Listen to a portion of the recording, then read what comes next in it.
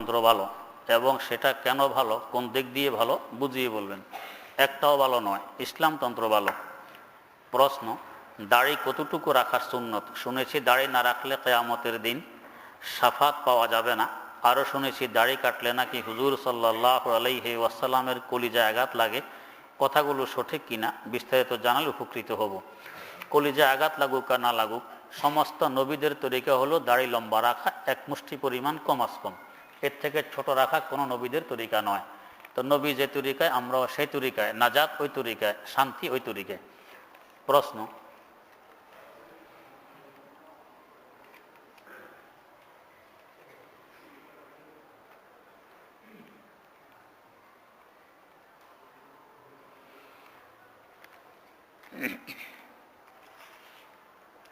হুজুর সাল্লাল্লাহু আলাইহি ওয়াসাল্লামের নাম শুনলে কোন সময় দুরূদ শরীফ পড়তে হবে আর কোন সময় পড়তে হবে না?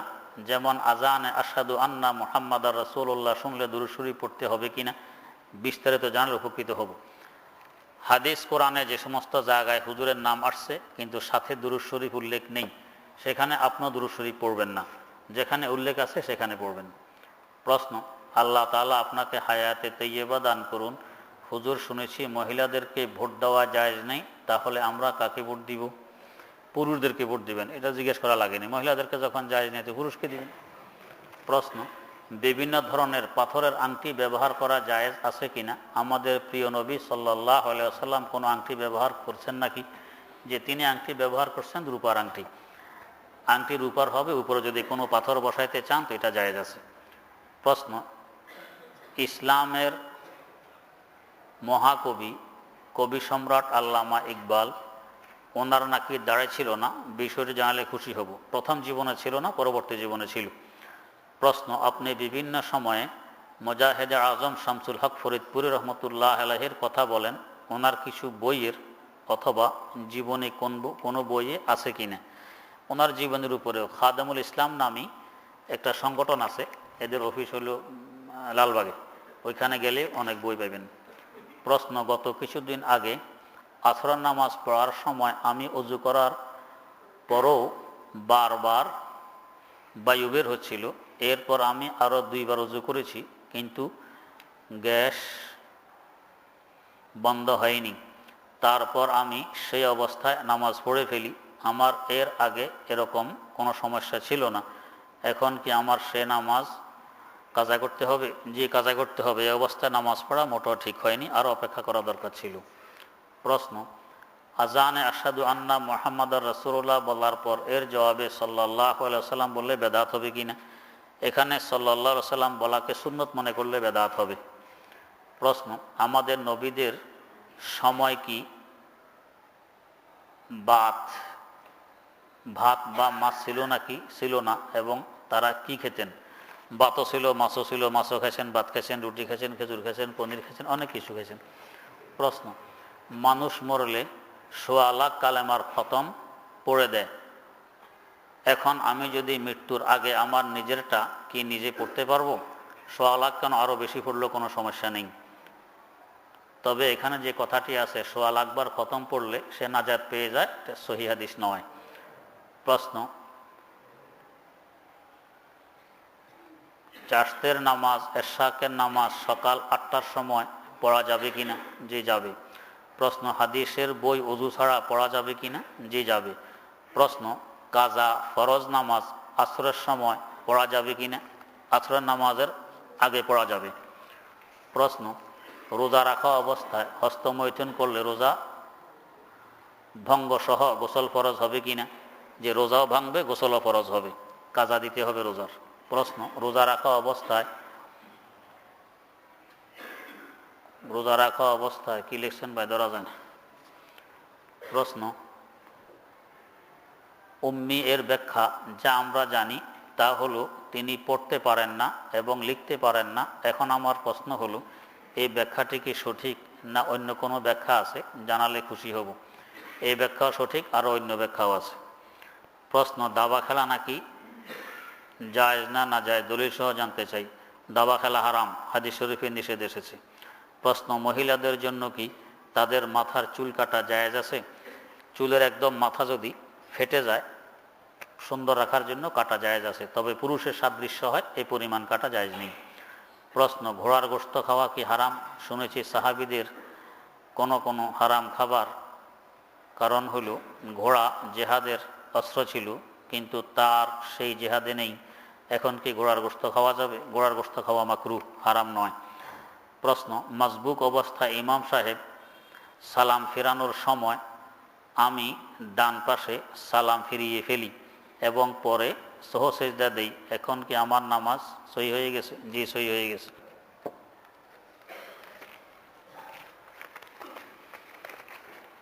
প্রশ্ন, আল্লাহুম্মা সাল্লি আলা মুহাম্মাদিন নবিয়্যিল উম্মি ওয়া আলা আলিহি ওয়াসাল্লিম তাসলিমা, যে ব্যক্তি উপরের দোয়া শুক্রবার পড়বে, যেটা একটি দুর্বল হাদিসে আছে। প্রশ্ন, মেয়েরা কি কবরস্থানে যেতে পারবে? জি না, মেয়েদের যাওয়া নিষেধ। প্রশ্ন, ওযু করার পর কি কাপড় বদলানো যাবে? জি, বদলানো যাবে। প্রশ্ন, কিছু মুসল্লি ফরজ নামাজের পরে ইমামের বা গণ্যমান্য ব্যক্তিদের সাথে সালাম ও মুসাফা না করে মসজিদ থেকে বিদায় হয় না, ইসলামের দৃষ্টিতে এর বিধান কি? যে না, এটা ইসলামের নিয়ম নীতি নয়। নতুন করে দেখা হলে সালাম মুসাফা করবেন, দেখা সবসময় হয়, নামাজের পরে প্রত্যেক দিন এভাবে সালাম মুসাফা, এটা ঠিক নয়। প্রশ্ন, আমি একটা মেয়েকে দেখেছি, মেয়ে আমাকে দেখেনি, এখন আমি তার মার সাথে কথা হচ্ছে, আমি ওই মেয়েকে বিয়ে করব, তার মা বলছে আল্লাহর হুকুম হলে দিব, এখন কি আমি মেয়ের সাথে মোবাইলে কথা বলতে পারবো? যে না, পারবেন না, কবিরা গুনাহ হবে। বিয়ের পরে মোবাইল ছাড়া এমনও বলতে পারবেন। প্রশ্ন, আমার জন্য দোয়া করবেন যেন আমি পরীক্ষায় উত্তীর্ণ হই। আল্লাহ পাক দুনিয়া আখিরাতে সব পরীক্ষায় আমাদের সকলকে কামিয়াব করুন। প্রশ্ন, বাংলাদেশের ইসলামী আন্দোলনের প্রাণপুরুষ সাবেক সফল সংসদ সদস্য লালবাগ ও বড়কাটারা মাদ্রাসার প্রিন্সিপাল শাইখুল হাদিস আল্লামা মুফতি ফজলুল হক আমিনী রহমতুল্লাহ আলাই গত 12 তারিখে আমাদের ছেড়ে তার প্রিয় মাশউকের দরবারে চলে গেলেন। আমরা জানি যে এই সরকার দ্বীনের কথা, কোরআনের কথা তথা ইসলামের কথা বলার অপরাধে তাকে দীর্ঘ 21 মাস গৃহবন্দী করে রেখেছিল, আর এই গৃহবন্দিত্বের কষ্টকে বুকে চেপে তিনি চলে গেলেন আমাদের ছেড়ে। আল্লাহর দেয়া এই জমিনে ওরা হুজুরকে হাঁটতেও দিচ্ছিল না, নিজের জীবনকে মৃত্যুর মুখে রেখে যেই মানুষটা এদেশের দ্বীন কায়েমের জন্য আজীবন লড়াই করে গেলেন, সে মানুষটির জন্য কিছুই করতে পারেনি আমি, নির্লজ্জের মতো তার জানাজা পড়ে আসলাম। এখন আমার প্রশ্ন, কাল কিয়ামতে কি এর জন্য আমি জিজ্ঞাসিত হব, না এই জিজ্ঞাসা থেকে মুক্তির উপায় কি? আপনার সাধ্য অনুসারে আপনি ইসলামের জন্য কাজ করে যাবেন। প্রশ্ন, শাইখুল হাদিস রহমতুল্লাহ আলাইয়ের মৃত্যুর পর ওই রাতেই হজরত মুফতি আমিনী সাহেব রহমতুল্লাহ আলাই এক খতম কোরআন পড়েছেন, তাই সবার কাছে আমার অনুরোধ, আজ হুজুর চলে গেছেন, আমরা প্রত্যেকে চেষ্টা করি হুজুরের জন্য এক খতম কোরআন তেলাওয়াত করি বা দোয়ার মাধ্যমে আল্লাহর বান্দাকে স্মরণ রাখি। ভালো পরামর্শ দিয়েছেন, সকলেই সালে সওয়াব করা দরকার। প্রশ্ন, ঘুমানোর পূর্বে সুন্নত নিয়ম হলো মেসওয়াক এবং উজু করে ঘুমানো। এখন অসুস্থতার দরুন যদি উজু করতে না পারি, তাহলে উক্ত সুন্নতটি কিভাবে পালন করতে পারি দয়া করে জানাবেন। অসুস্থতার কারণে উজুর সমস্যা হলে উজু করা লাগবে না, আগে যদি আপনার অভ্যাস থাকে এখনও সে সওয়াব পেয়ে যাবেন। প্রশ্ন, আমার আব্বু অসুস্থ, সবার কাছে দোয়া চাই, আল্লাহ পাক সুস্থ করুক। প্রশ্ন, বোঝা যায় না, লেখা পরিষ্কার করে লিখলে ভালো।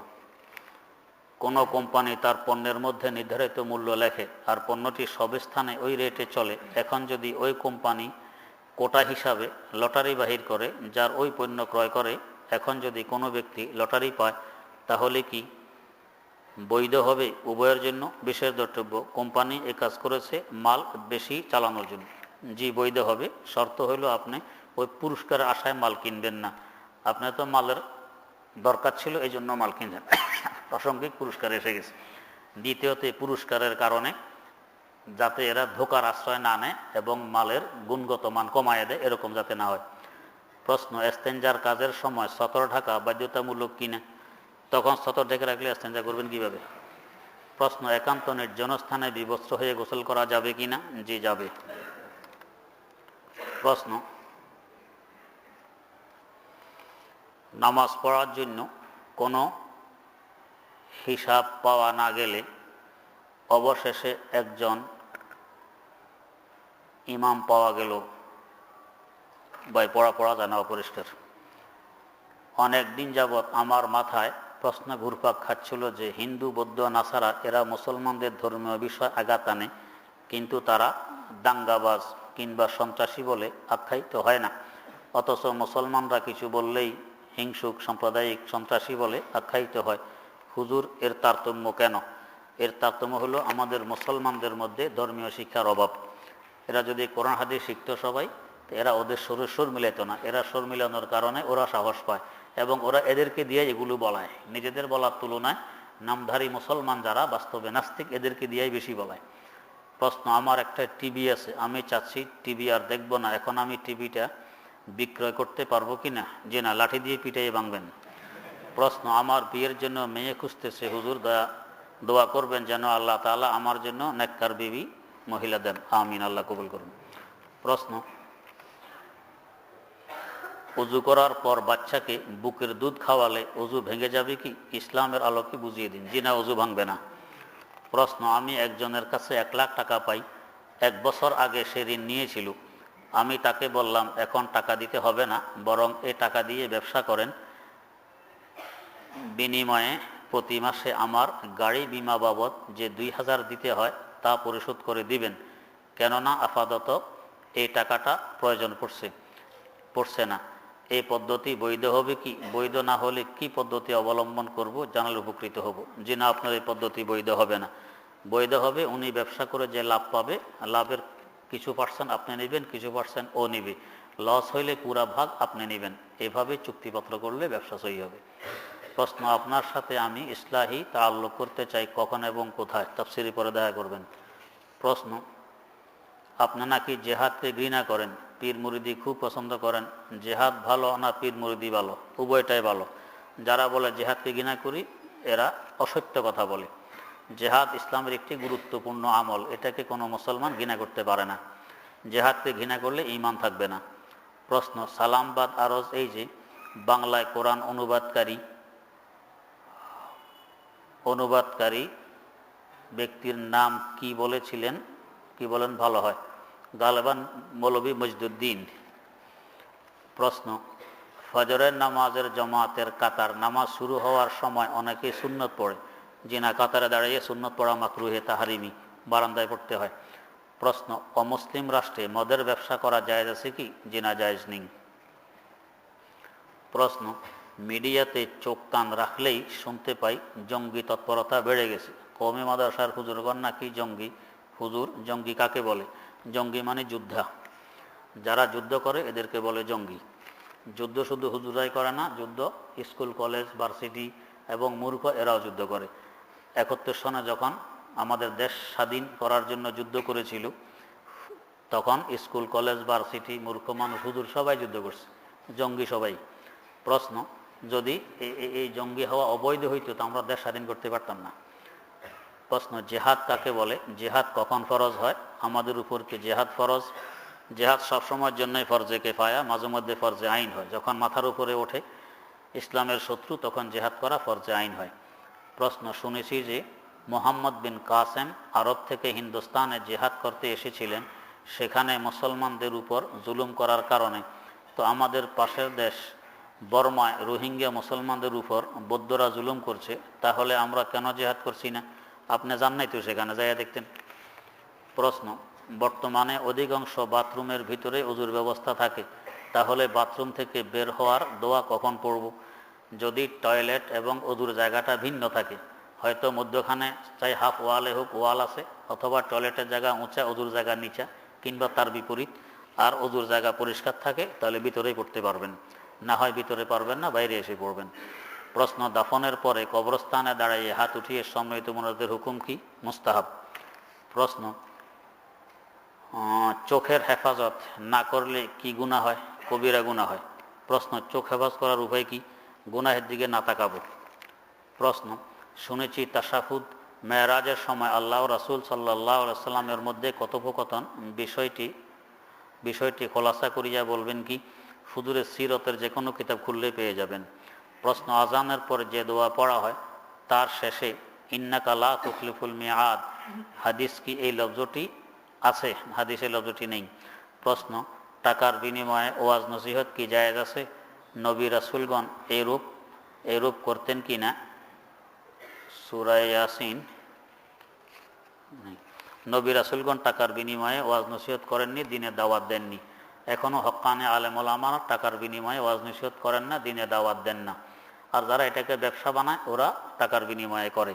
নবী রাসূলদেরকে উম্মতেরা হাদিয়া দিত, এর উপরে চলতো। এখনও হক্কানে আলেম ওলামাদেরকে ওয়াজ নসিহত করলে বা এমনও হাদিয়া দেয়, এর উপরে এরা চলে। আর হাদিস শরীফে আছে হাদিয়া হলো উত্তমতম হালাল রিজিক। প্রশ্ন, মোবাইলে ছবি উঠালে কি গুনাহ হবে? অতঃপর এই ছবি দেখা যাবে কি না? পুরুষ মহিলার ছবি দেখলে, মহিলা পুরুষও দেখলে গুনাহ হবে। প্রশ্ন, মোবাইলে ভিডিও করা এবং তা দেখার কারণে গুনাহ হবে কি? একই কথা। প্রশ্ন, টিকা কি ইসলাম সমর্থন করে? জায়েজ আছে?